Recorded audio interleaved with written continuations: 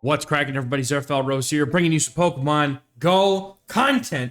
Today, we're going to be breaking down the new Max Out season. Not only are we going to go through the season, just going to highlight the PvP players' necessary things, but we're also afterwards, after we break down the season, we're going to go through just briefly the season update, the schedule, and then what we're going to do is we're going to jump over to PVPoke and we're going to take a look at some of that new stuff that maybe you want to keep an eye on, and maybe some things that can kind of counter the stuff that we expect to be really good in the new meta. So, not only are we going to be doing that, but also on Monday, I've got a heck of a video coming out that we're going to be going over all the new, cores, team building, safe swaps, all kinds of really good stuff in that video, so keep an eye on that. But for now, we're just going to go over the season. We're going to hit up PVPoke afterwards. I'm going to leave some timestamps in the video so you guys can go ahead and just skip to whatever part suits you best. So we got the new season. It's called Max Out, and they're playing on Dynamax. So no mention of Gigantamax yet. But we've got the Max Out season until December, starting on Tuesday, which, by the way, if you're not aware, this also means that the Go Battle League rotations are going to start taking place on Tuesdays at the same time of day, but Tuesday instead of Friday. So keep that in mind. Also, if y'all want some tea, just sip on a little bit of tea. Let me go pop open my Twitter real quick, because there's some tea. Y'all know we saw the trailer, right? Now, here's the thing. They said they're muting anybody who mentions Zacian and Zamazenta in this trailer, and they just deleted it. So I don't know if this means that they're trying to be like, hey, by the way, we're not actually bringing these legendaries back into raids, or if that means they want to make it a surprise. I don't know. You can take that with what you will, but for whatever reason, they're trying to silence people. So Niantic, don't do that. Transparency is a must, and you should start doing it. It's good for you, I promise. But anyway, real quick, season. Don't know what else we got, except we have the debut of the Galar starters. Finally, only took them like 2-3 years to figure it out, but we skipped Gen 8 entirely, just about, and now we've got the 3 starters. We're also going to be getting the Dreepy line, which is also Dreepy, Dracloak, and Dragapult. We're also going to be getting Stonejourner if you're in the UK. That is a regional specifically for the UK. Has to do with Stonehenge, probably that's why. So they're also going to be debuting these Dynamax Pokemon. Their Max Battles is what they're going to call them. They have not yet, at the time of me recording this, given us actual solid information on how these are going to work.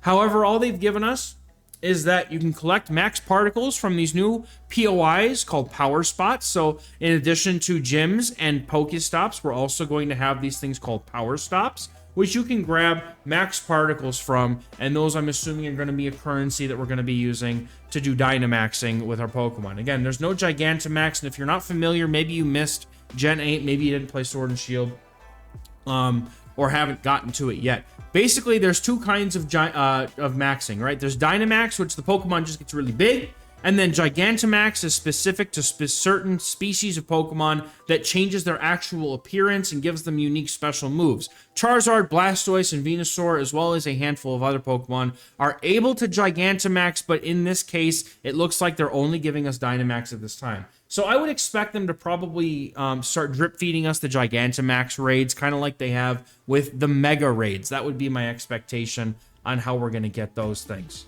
Go wild? No idea. I'm going wild, just trying to think about what that means. We got the October and November community days listed here, but they don't have anything on them yet. We know that September is going to be Ponyton. They're getting Wild Charge, which is, I mean, it's okay. We'll hold on to that one because I'm not 100% sure whether they're going to be amazing or not. I mean, it's Rapidash. We like ponies, but at the same time, Rapidash has never really been known for its PvP prowess just because it doesn't have much bulk, right? So, stickers, yay. Go Battle League, we're going to hit that up in just a minute. I want to go through the rotations and the spawns and highlight the ones that you should be looking out for your PvP roster, okay? So, Galarian Weezing is going to be part of the research breakthrough. So this is actually, if you don't have an Ultra League Galarian Weezing, I have good news for you.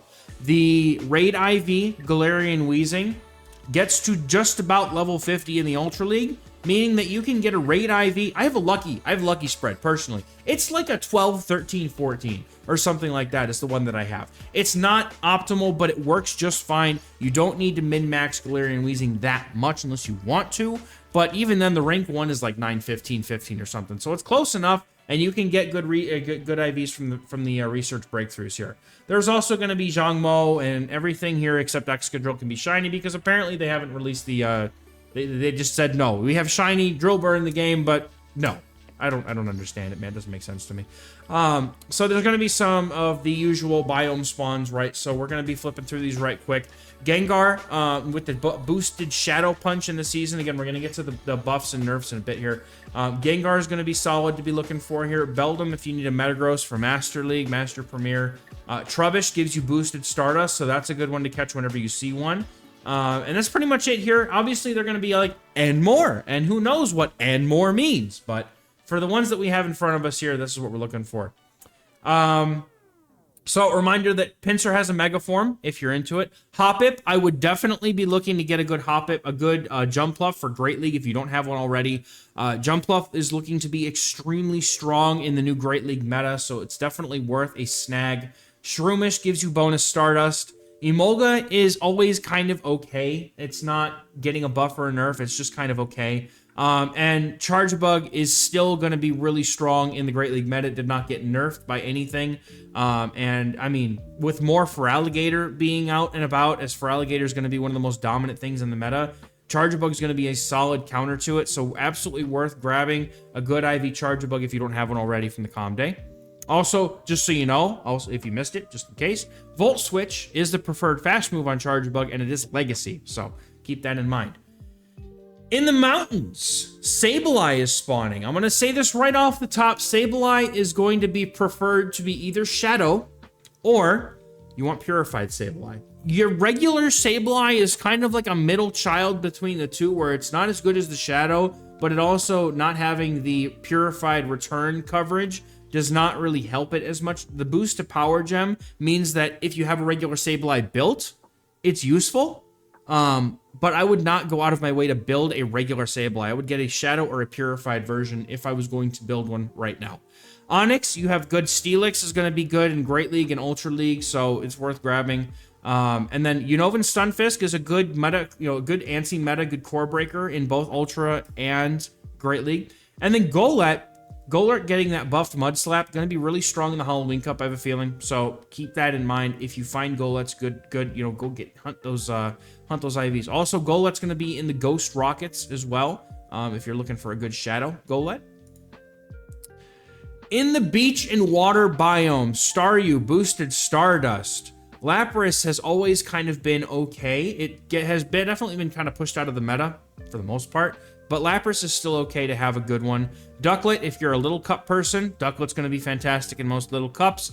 And Sandygast I like a lot as an alternative to something like Runerigus. Having the ground and ghost typing is really good in a meta that you expect things like Registeel. And prior to this, even Vigoroth, right? That was a very common thing to like bring in on the Vigoroth, right? But Sandygast and, oh my goodness, Palossand are pretty strong Pokemon, even though they did have, I don't even know the moves on Sandygast. I know they had Mudshot and that got nerfed, but I think they have another fast move. I think it might be Astonish, but it's still kind of nice to have. So Northern Hemisphere specific spawns, again, if you live north of the equator, we're going to get the Johto starters. Totodile is going to be a huge one to be grabbing if you don't have a Feraligatr. Normal Feraligatr is pretty good, and Shadow Feraligatr is also pretty good. If you don't have a Shadow, a normal will always work just as fine. I would also be looking to grab a Pineco because Fortress is getting Volt Switch this season, and it's going to be pretty good in the Halloween Cup, so I would be looking to grab one of those. And Hisuian Quillfish is a kind of like one of those just really safe, good Pokemon that's like neutral, kind of like Drapion. And then Southern Hemisphere, if you live south of the equator, you're going to get the Gen 5 stars, Unovan starters, and there's not really, unfortunately, anything here that I would be prioritizing for PvP. So Niantic, thanks for shafting the people in the Southern Hemisphere with not as good spawns. Very nice of you to do that. Hisuian Voltorb, like Hisuian Electrode is very spicy and is a good core breaker, especially with Gastrodon and Mandibuzz being a very strong core in the Great League this coming season. So that's a thing. But egg hatches are pretty much nondescript, same old, right? 5K eggs, though, we do get the new Gen 8 starters, and also your Adventure Sync eggs are going to be these. I mean, go for it. If you need them, go for them. It's really just shiny hunting at that point. Now, one thing I do want to point out, 7-kilometer eggs are going to have Galarian Yamask, and I think that that might be worth going after, because Runerigus is, again, it has that ghost ground typing, but it did not get affected by the nerfs. In fact, it got buffed by getting Brutal Swing, which means it now is a good bait move. Galarian Slowpoke, also Brutal Swing being added to Galarian Slowbro is also pretty decent, but the 7K eggs have some potential. I would actually go out of my way here to say that Pancham is in here, but I don't. You all can tell me if I'm wrong in the comments, but I think that egg hatched Pancham might be too high to put into the Great League as a Pangoro. Also, by the way, Pangoro got buffed like crazy. You're all going to see it, but you're going to need to evolve 32 dark types with it as your buddy in order to get it to evolve. I had to go through that pain. I used the Moongeist Beam Adventure effect to get the dark types on the incense, and I spent a few days grinding it out, trying to get those dark types to evolve my Pangoros. So it can be done, but just so you know, if you're not in a dark type event, that might be the way to go. And then 10-kilometer eggs, we're going to get Dreepy and Charcadet as new additions to the egg pool, which is kind of cool. Just kind of like how they add like Jangmo and Frigibax and everything. Like, as there's a new generation being added, they just kind of throw in the 10K egg pool and make it a really rare spawn in the overworlds. There is that. Also, last thing we got here is the seasonal bonuses. We got increased XP for the 7-day stop spin streak, increased XP and Stardust for the 7-day Pokemon catch streak, more XP from going up a friendship level. I think that was an extra 50% last time we had it. So if you hit best friends with somebody, it'll go from 100k XP to 150k XP, and with a lucky egg, that's 300k XP. So coordinate those level ups from friendships if you're working on XP. Something to keep in mind. We're also getting the additional candy and guaranteed XL candy when trading Pokemon this season. So that bonus is back. That's one of our favorite bonuses. We love that bonus. Let's get into the actual Go Battle League Max Out update. I'm not going to go into the event stuff because most of the events pages are really just kind of whatever. But anyway, we're going to talk about the Go Battle League update. I know I already did a video on the move updates, but we're just going to kind of breeze through those, look at the schedule, look at the rest of it, and see how it looks. I briefly looked at it this morning, but this is mostly going to be an overview here. So we've got the schedule, right? So we're starting out with Great League and Ultra League. And Little Galar Cup. Why? Why? Niantic, who? Who makes these decisions? They need to be fired immediately. Galar Cup, cool idea. Little Cup, get it out of my face. For 2 weeks, nobody is playing Galar Cup anyway. Let's all be honest. We're going to be enjoying the Great League and Ultra League new metas as they have been given to us with this update. And then the third week, we're going to have Master League and Psychic Cup, which is, this is going to be like a third or fourth time we've had Psychic Cup, right? So y'all can guarantee that I'm going to be doing videos starting on the Psychic Cup and doing the meta videos after that. I'm not going to do a video on Little Galar Cup because I don't think anybody really...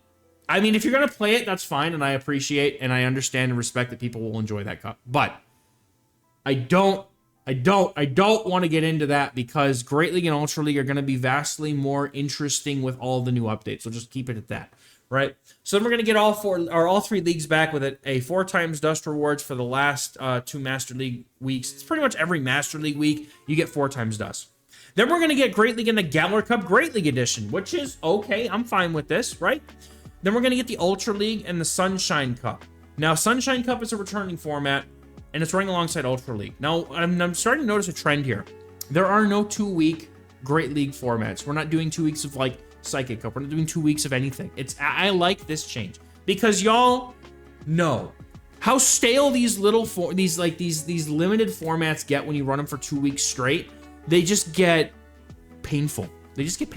So I like that they've listened to us and not giving us these 2-week Great League metas. I, however, would not mind if they came back with like 2-week open metas and then just made sure that like there's an interesting alternative or an accessible alternative. Like Great League, can leave right where it is. And then you want to put Master Premier like they're going to do a little bit further down. Great. You're going to give us 2 weeks of Ultra League, then give us, 1 week of Little Cup if you have to, and then 1 week of a Great League meta. And then Master League comes back for 2 weeks, and then you give us, however they want to do it, right? But just like make it so there's something to do, but not like, I don't know, 1 week rotations in the open leagues is fine.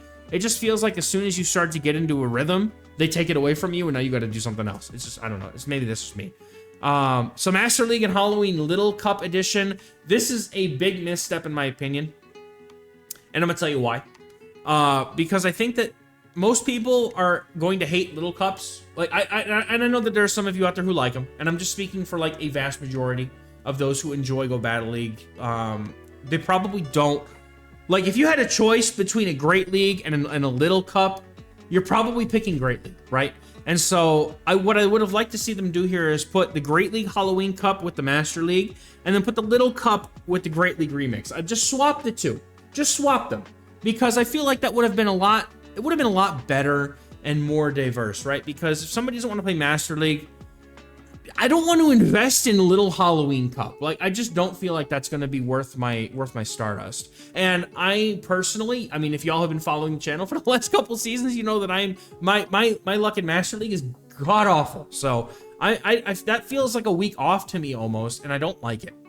So then we have the Great League Remix, which is its own little weird thing because we got such an overhaul to the Great League format, and now they're giving us a remix, and you're gonna see. The bands are all from last season's stuff. The old guard is on the ban list. This feels like the most tone-deaf, useless meta to put here. Like, give us Ultra Premier. I don't know, something like something else that doesn't require us having a remix cup when there is a literal brand new format and meta to the Open Great League. It just seems ridiculous to me. But anyway. After that week, we get Halloween, the literal Halloween, the holiday, and that's going to have all 3 open leagues. Then we're going to have Great League and Master Premier, which is a normal thing for us to get.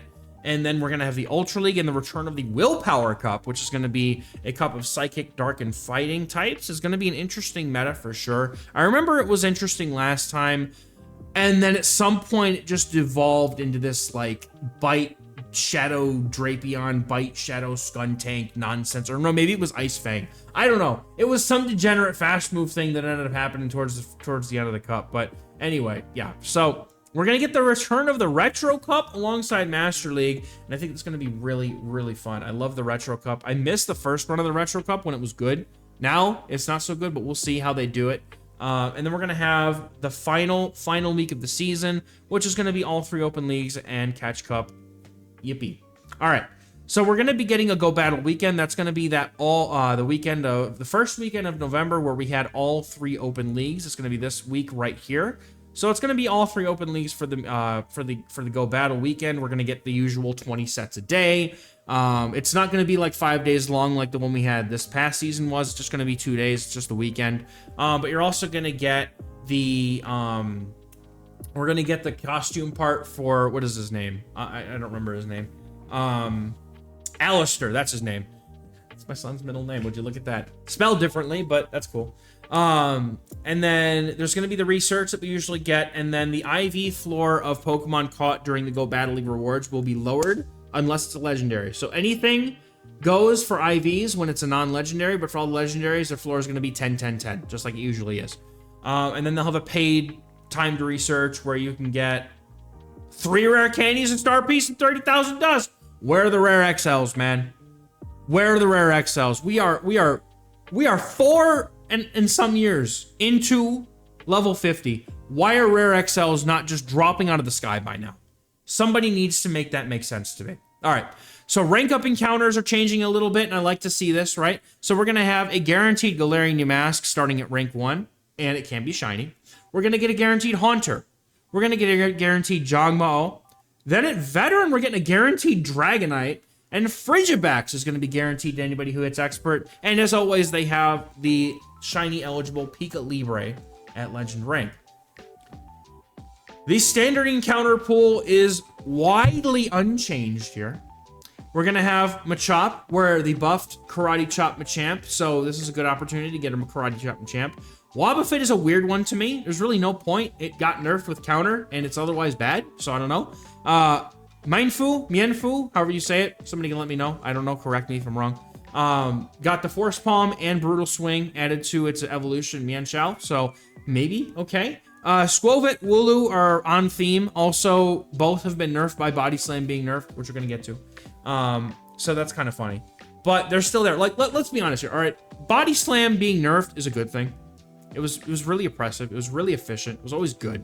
Now it's like, it's basically like Dragon Claw. It's basically like Dragon Claw and Weather Ball, right? Now it's on par with the other moves that are basically of that same energy cost, so it's fine.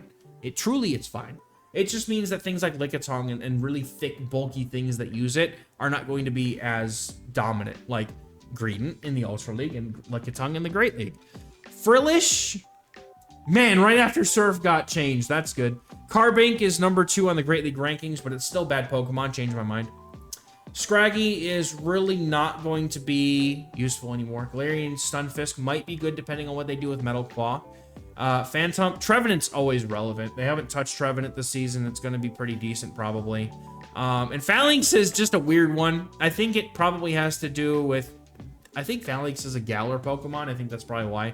Hisuian Sneasel, Cranidos, Shieldon, really nondescript Pokemon. I mean, Shieldon, okay, but Bastion really wants to be like perfect, like 0-15-15 IV for that. So, and then what is it, like the 0.5% chance to get a legendary in this, and then we've got our guarantee. Oh wait, huh? Wait, is it a Dratini or a Dragonite? Somebody tell me. It's probably a Dratini. If I had to guess, it's probably a Dratini. It's probably a Dratini. Or maybe that just means that the Dragonite is guaranteed and then Dratini enters the pool. That would be another way you could probably go with it. Timed research pass, as always. We get a season-long timed research pass. You do 5 pages of 100 wins, and you get Elite TMs, Rare XL, Stardust, all that good stuff. I thought that last season's pose was pretty boring. I don't know how long I have to look at this for this thing to do something else. And I know that it's on theme because Alistair is the Shield exclusive counterpart to the Sword exclusive. Is it B? B? I think it's B. The fighting type one that we got several seasons ago. But I mean, come on, man. Like, he has to do something more than this. This is just kind of like, okay, I guess. For those of you who like him, I dig it. Like, the costume looks kind of cool, and the pose is just, there's something missing, right? It just feels like there's something missing. Anyway, Galar Cup. Anything in the Galar Sword and Shield Pokedex, and they actually did it correctly this time. Pokeminers put out a list of all the Pokemon that are currently listed, and it's the actual Galar Pokedex, not just like Pokemon X number through X number. Like, there's Butterfree's on there, Licky's on there, like some other stuff that wasn't just from the Galar Dex itself. So they did that right. Psychic Cup is only Psychic type Pokemon, and Mew is not allowed. They didn't make pictures of the bands. They just said it's going to be text format.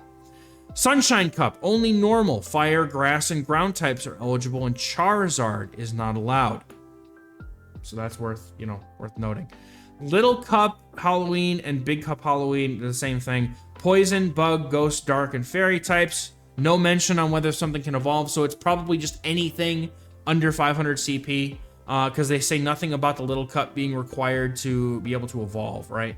So, here we go. The Great League Remix, I might laugh at this one. Okay? Look at this. Look at this. Look at this. Look at all that stuff that got nerfed, bro. Okay? Look, but you know what else? You know what else? They banned Wigglytuff. They banned Feraligatr. I'm looking over here because my OBS window's over here. I know the camera's right here. I know it's kind of weird. They banned Wigglytuff. They banned Poliwrath. They banned Lantern. They banned Feraligatr. And they banned Skarmory. And they banned Bastiodon.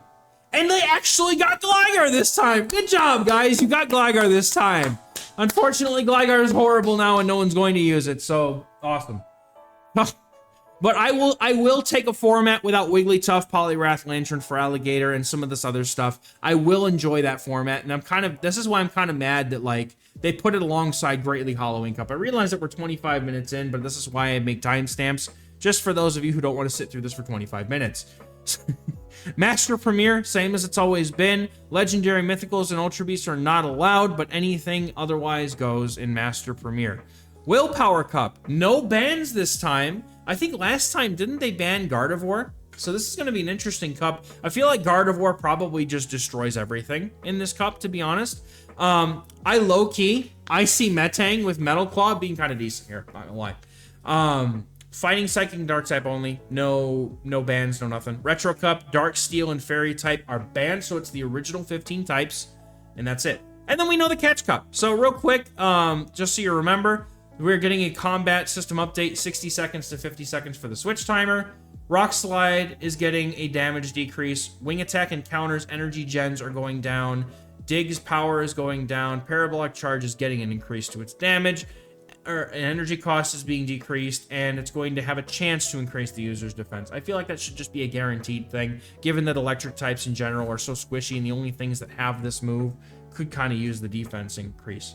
Body Slam being nerfed in power. Energy Swift is going to basically be 35 energy, so in line with, you know, other like minimum costs like Night Slash and Cross Chop and Body Slam itself, right? Things like that.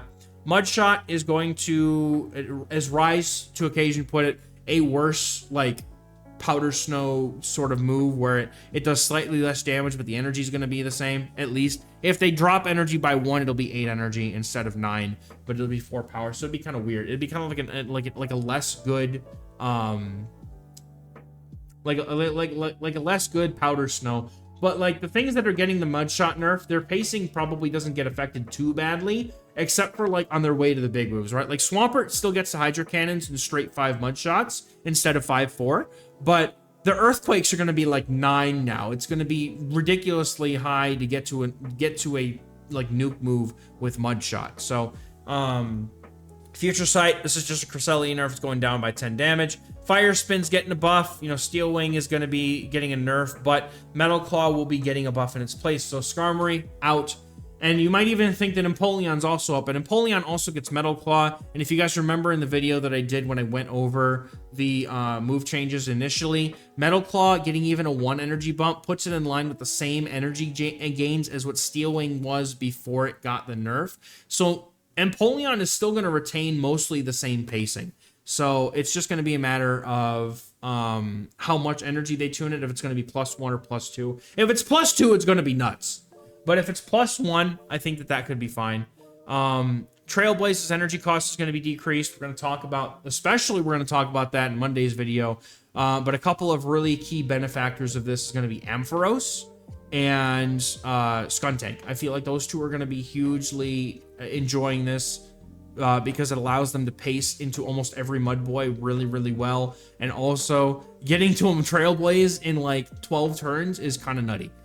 Zap Cannon's chance to lower the attack is going to be decreased. The expectation is going to be from 66 to 50. So, yay, more coin flips. But, you know, Zap Cannon... Registeel ruined Zap Cannon much like Breaking Swipe got ruined by Steelix. So you could just not give the Pokemon the move and everything would be fine. I personally miss playing my Porygon 2 with guaranteed debuff Zap Cannons. It was fun, okay? Smackdown and Razor Leaf are getting a nerf. Slight damage decrease. That's going to hopefully dissuade some people from running Super Degen. They'll still find a way. You know, Grass Holt will still find a way. Astonish is getting a nice power boost. This is going to put it in line or a little bit better than Hex, I think. It's basically going to end up being a little bit like, I believe, Force Palm, Dragon Tail, kind of in line with those moves now. Fairy Wind and Poison Sting are both getting a similar buff. They're both going from 3 to 4 power, still the same energy. Karate Chop is going from a Powder Snow clone where it was, I think it was 5 damage for 8 energy. And now the energy cost, or energy gen, is going up from 5 to at least 9.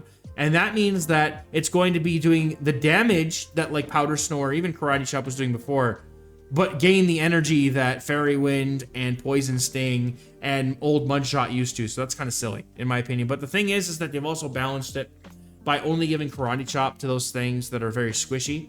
For example, I know that a Great League Pangoro takes 70% from a resisted Shadow Ball from Giratina Origin. So Again, the squishy things getting the pacing is not bad. As long as it's not the super bulky things that are getting that stupid pacing, we're okay there. And I know there are definitely some things that are going to get the pacing advantage, but not on Karate Chop at least. Mud Slap is getting an overtune in my opinion. I feel like this is probably the one thing that they're gonna scale back in a season or two, realizing that they may have overtuned it. In addition to power, Home Slice Henry already made a video. Rhyperior in the Master League is going to be absolutely cracked and nasty. You can fully farm down both forms of Dialga again and now, and have all the energy in the world you could possibly ask for. So people are really going to think twice about bringing Dialga with a Rhyperior meta. Psywave's energy gen is going to be increased. It currently is, I think, like 3 energy for 3 damage or something like that. It's a 1-turn move. If they increase it, and no, maybe it's 3 for 2. It's a really pitiful move right now, but if they increase it from like what it is now by 1 or 2, that instantly puts things like Malamar and other, like even Gallade could be benefiting from this as well. We'll have to see what the final number is. Rollout, Sucker Punch are both being increased in their damage. Rollout's just a straight buff. It's already got good energy gen. And Sucker Punch is now going to be what counter used to be. Sky Attack is getting an energy cost increase and a power increase. This is basically neutering most of the flyers that use it at this point. There's almost no reason to run it over most of their alternative moves now. Surf is one that I'm very interested to see exactly what energy cost it becomes, because it's getting 10 power boost, but if they don't also increase the energy by 10, I feel like this is more of a buff, and anything that keeps Lantern in the meta needs to stop. Honestly, it does. Because it's currently, I believe, 40 energy for Surf. If they just make it 45, it literally doesn't affect Lantern's pacing all that much, and Lantern will still be good-ish. It won't be as good, but it'll still be pretty decent. But if they make it 55 or 50 energy, I feel like that would probably put it in line with old Sky Attack. And I think that might be what they're going for, and I kind of hope that's what they're going for, so we'll see. Because Sky Attack used to be 75 for 50. I feel like that might be what they're doing to Surf now. Bone Club is getting a power boost. That's going to give both Marowaks a nice boost. I wish I had a Shadow cancel Marowak, and I'm sad that I don't, because it also has Mud Slap. Brutal Swing is now going to be a 55 power. It's basically going to be in line with Swift, I believe. It's going to be 35 energy for 55 damage. Nightshade is becoming playable. Power Gem is getting a playable boost, and Shadow Punch is now the best punch at 35 energy for 55 power. Ledian's getting counter, probably more balanced now that counter's getting a slight decrease in its energy because Ledian is super bulky. Fortress getting Volt Switch, like we kind of alluded to earlier. This is going to be probably really good in the Halloween Cup. So worth, if you have one, it's worth it. It's also got no better fast moves. So who do you want? Bug Bite, Struggle Bug, or Volt Switch? I want Volt Switch, I'll be honest. Breloom, Hariyama, and Mineshow both all getting Force Palm. They're probably not going to be benefiting too much from it because 2 of them already had counter, and Mienshao doesn't have any stat product to really think of. So we'll see how Mienshao does because that's kind of a brand new thing. But Hariyama and Breloom are just getting Force Palm instead of counter. Clefable, Togetic, Rabombi, and Tapu Lele all getting Draining Kiss. This is just a cheaper Fairy-type move instead of their Fairy-type nukes. They probably will still prefer their nukes, though, but we'll see. Pangoro, as mentioned, is getting Karate Chop. Licky Licky is getting Rollout, and so it has an alternative to Lick, but it's still stuck with Body Slam and its choice of coverage move. Rock Tomb is being added to Spiritomb, which gives it something that's not a Ghost-type move, which is kind of nice. Dusk Noir is getting Shadow Punch, giving it finally a bait move, and it has a strong charge move pool, but not a lot of bulk to go with it. Galarian Slowbro, Tropius, Mienshao, Oranguru, Passimian, Runerigus are all getting Brutal Swing, and I'm going to highlight here. And I'm probably going to have to just stick this. I want to, maybe not, we'll see about PVPoke, right? Because all this is really, I wanted to really show here was what's going to be really strong and then go into some of the counter stuff in the meta. So we'll run over these, but I really like the ability of most of these things to have Brutal Swing because Dark type damage in the Retro Cup and the Halloween Cup can be really good, especially in the Retro Cup. Oranguru usually dominates in that meta, and now that it's going to have most of its harder answers have been kind of nerfed, right? Oranguru is going to do really well with only 3 confusions to a Brutal Swing. That's going to be pretty crazy. It also allows it to run like Trail Plays Brutal Swing, and I think it's going to be really strong. And the Runerigus getting Brutal Swing, previously its other bait move was Sand Tomb, which is okay.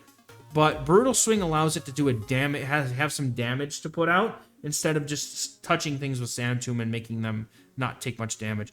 I'm not sure what we're gonna have to see what the energy cost on Nightshade, but the things that currently have it really don't care about it, to be honest. Like, none of these Pokemon are gonna run Nightshade over the preference or over the moves that they already have. So that being said, let's take a look at some of the metas. I want to just kind of come into the Great League here because I did put out a poll, and we're gonna, you know, here you are. Welcome in if you're skipping straight to this part of the video.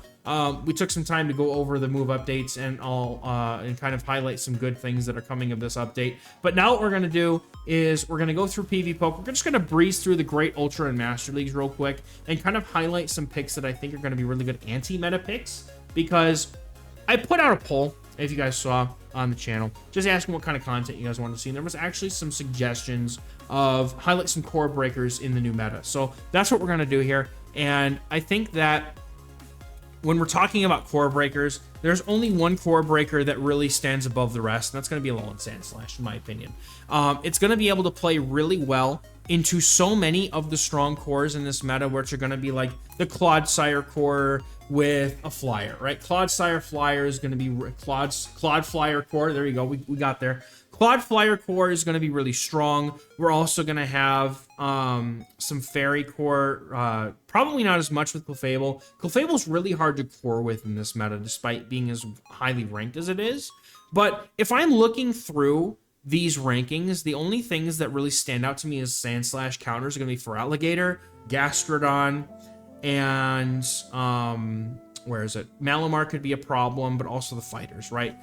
Clefable without Meteor Mash has a very tough time dealing with it, so the rest of these things have a very tough time dealing with Alolan Sandslash. Clodsire is technically listed as a win, I think, against it. I believe we can go back and check our boy Sandslash here. I also prefer the Shadow in every situation, right? It still loses to Clodsire because Clodsire is just such a thick tank of a Pokemon. It can take all this super effective damage. Did you also know that my other core breaker that I enjoy so much, Dugong, also loses the 0s and the 1s to Clodsire because of the fact that it takes the Stone Edges too much, right? Look at this. You lose to Clodsire, and the reason why is because of the Stone Edges. It outpaces you to Stone Edges so much with Poison Sting, and the Poison Sting damage too. The Poison Sting damage is what allows this to happen, right? Because if you see in the 1s, you are literally getting to the final move of the before you could knock out, or even a fast move down the Clodsire, but it Poison Stings you down. And that's why. And this is with shielding the full power Stone Edge too. This is by taking a debuff, 2 debuffed Stone Edges.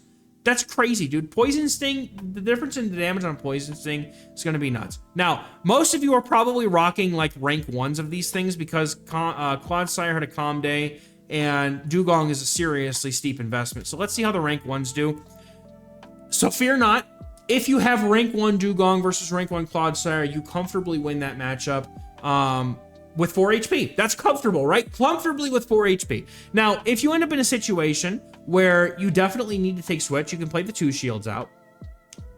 And you come out of that matchup with 58 HP, which is a lot more healthy than coming out of it with 4. But know that the rank 1 Dugong is going to be able to handle a Clodsire despite what the Sims say. Remember that the Sims are going to tell you that. Again, I'm looking over here because my OBS camera's over here, but my actual camera's over here. Nothing makes sense. My desk is a mess. Keep in mind, though, that the Sims may give you an idea, but they're not always going to be accurate. You have to come in sometimes and figure out, okay, why does Dugong lose to Clodsire? That makes no freaking sense.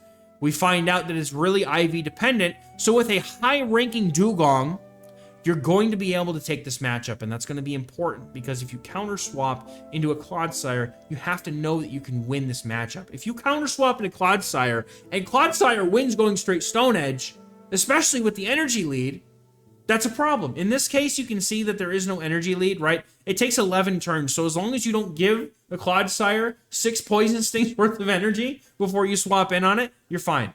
Where in this case, it's only 4 turns, so Dugong will win this matchup as long as you come in before the second Poison Sting has finished. So as long as you get in there within 4 turns, you can get your Dugong in there and you can win the matchup, okay? Okay, all right. That's something that I noticed while I was looking at some teams, and I wanted to highlight that. But Dugong, Ice in general looks like it's going to be really good in this meta because Clodsire Flyer. We also have to make sure that we're able to handle Feraligatr. Feraligatr is not only going to be the best thing in the meta, but also the most annoying and most common thing in the meta. It's just so freaking good that you don't really, you have to deal with it, right? It's going to be on so many teams. And that is where I am looking towards things like Dunsparce and maybe some of the dark types that aren't Malamar because it has psychic typing attached to it.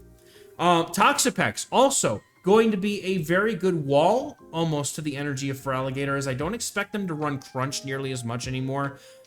Because look at the meta. What are you going to throw Crunches at, right? Like, the only real reason you ran Crunch in Great League before was to deal with Lantern. That's not really a thing anymore. So that's going to be worth keeping an eye on. Dunsparce is also is just really going to be good. I think also that Licky also could do really well, but I like the Dunsparce because of the fact that the Drill Run Rock Slide coverage is incredibly good. Can hit almost anything for neutral damage at least. Another thing that I want to highlight here is going to be, not in this league, Drapion is going to be good in the Ultra League, but one more thing that I'm going to highlight here. I know that Home Slice put out his video and he talked about Quillfish, but what I really want to bring forth here is going to be Guzzlord. Guzzlord now says it wants Brutal Swing and Sludge Bomb. Again, you can still go with Dragon Claw, Brutal Swing if you want to. Brutal Swing now being as expensive as Dragon Claw now means that you get to that pacing really nice, and the Dark type damage probably covers more things in this meta than the Dragon type damage does. But Sludge Bomb being a nice coverage move for the fairies means that you can use it to good effect. Guzzlord also has access to Snarl if you want to get saucy, but Dragon Tail is more or less better. But Guzzlord is going to be able to break apart the things like, you know, it's neutral into Clodsire, so you have good play there. It's good into Feraligatr because you're resisting the Shadow Claws and forcing them to throw Ice Beams. It's going to be good into something like Mandibuzz. It's going to be good into quite a lot of things here. So I feel that Guzzlord is going to be something that you could probably put some focus on in the new meta. Also, Azumarill still sitting very, very lofty and well in this meta. Now we're going to take a look at Ultra League and check out some of the stuff that I think is going to be strong in the Ultra League. The current meta looks like it's going to be dominated by Zygarde. And as somebody who's used Zygarde in the Ultra League before powering up to Master League, don't be afraid of Zygarde, just don't be super weak to it. Zygarde is, honestly, it is the slowest snail of a Pokemon I've ever seen. But I want to show you guys Cobalion, okay? And I think that maybe Cobalion's going to be better for those of you who play like Battle Frontier, Show 6, Pick 3 kind of formats in Ultra League. But if Cobalion, it has access to Metal Claw. If Metal Claw gets a significant boost in its energy gains, this could be the best move that it has. Double Kick is still going to be great and spammy, but think about Metal Claw as an alternative, as you could safe swap a Cobalion, and now all of a sudden your opponent brings in Giratina, and now they're eating Metal Claws and Stone Edges instead of double resisted double kicks. It's something to keep in mind. Cobalion in general has fighting and rock coverage, so it's very, very good. Similar to Machamp having that fighting rock coverage, it's basically almost perfect coverage, kind of like the ground and rock coverage. Licky is going to be another very good Pokemon. It's very bulky and has ways to take out a lot of things that could counter it, especially having access to Earthquake could take out the Steels, right? So it's a very interesting Pokemon. Drapion, though, I feel like this could be the resurgence of Shadow Drapion. Shadow Drapion's long since been one of my absolute favorite Pokemon to run in the Ultra League, as long as you can keep it off of that accursed Cobalion that walls it. But similar to Drapion, I want to show you guys something else. Where is the Shadow Skuntank? Trailblaze on Shadow Skuntank? Look at what it went. Look at this. Look at this. It beats Swampert. It beats Swampert, okay? Because Swampert has to get to the Earthquake, and it can't. In the ones. You get to straight Trailblaze before they can get to the Earthquake plus the Hydro Cannon. Okay? Look, they are one short of the Earthquake as you get to the second Trailblaze, so Skuntank wins the zeros and the ones as long as, because you outpace to Trailblaze, you outpace, and it does 82.9% of the HP, which is pretty much exactly where the Poison Jabs will land you as soon as this Trailblaze comes through. Look at this, see? It takes it out, right? 146 is 140 HP left. Now, in the twos, your Swampert kind of destroys the Skuntank. But the fact that you could safe swap in a Skuntank, and if they come in with a Swampert and you can get both shields for the price of one, I think that's an extremely good value of a Pokemon. And if they decide they don't want to give you both shields and they let the Swampert go, then you now have a double boosted, very, very healthy Skuntank to continue fighting with. Like, it's something that's crazy. I have to highlight it, okay? Galarian Weezing is another one that's going to be really, really strong. Having access to Brutal Swing, it gets there literally. It's not 5-4 anymore. Now it's just straight 4. And the boost to Fairy Wind, Galarian Weezing is going to be very, very good. Keep an eye on it. If you have one, it's going to be good. You can use it. I like it. It's very, very strong. There are some things like XL Gastrodon that appear on this list. But Drifblim, I think, is going to have a resurgence as well with the boost to Astonish and a lot of the problem Pokemon for Drifblim being kind of pushed out, right? The Body Slam nerf kind of gets rid of things like Greedent, which were before it was a problem. Now Drifblim kind of gets the chance to come back in, and you could use either one, right? Shadow and Drifblim, regular Drifblim don't really seem like they have a huge difference here. And then Poliwrath, I also want to talk about Poliwrath for just a moment. Even though it's been nerfed, right? Counter's been nerfed, Mudshot's been nerfed. Poliwrath will still be good, okay? You can still counter swap Poliwrath into something that's weak to fighting, get a lot of counter damage in. Counter's not going to be terrible, it's just going to be slower pacing. The damage is still there. So Poliwrath can still do well, and at the same time, just to be able to deal with things like Feraligatr, which again is going to be one of the top things in this meta, Tentacruel works on a very good way of being able to completely mitigate the energy of a Feraligatr. So those things aside, let's jump up to the Master League here. Going to be a significantly shorter segment, but I like Sucker Punch Yveltal. I do. Sucker Punch is going to be now a counter clone, like old counter, right before it was nerfed.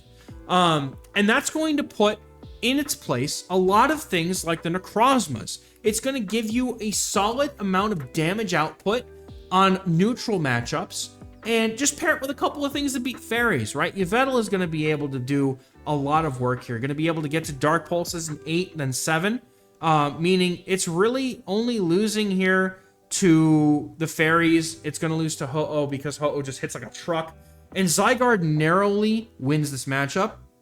And in the 2s, I think that you're going to win this matchup. And the reason why Zygarde wins that matchup is because Dragon Tails just hit hard and it takes a lot of damage, right?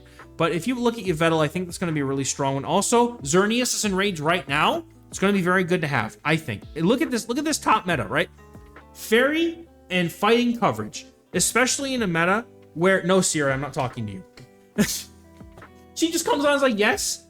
No, Rhyperior is going to be like the top used thing in the meta, I think. Because especially if you have a Shadow Rhyperior, I know, go look at Home Slice's video, he puts it down very nicely. Rhyperior now gets the breaking swipes faster than Palkia gets to Aqua Tails, meaning that Rhyperior is going to be able to take that matchup, and the Shadow is going to be able to take that matchup in the 1s. And so Rhyperior is going to be huge, I think. It's going to be huge. Because it beats so many things with the Mud Slap Rock Wrecker combo, and then has Breaking Swipe for the Dragon types that might have a problem for it. So, but I think that Xerneas is going to be a very solid answer to Rhyperior when you take that into consideration. Because you have the close combats, as long as you can play around, the debuffs, I think that you could do well here.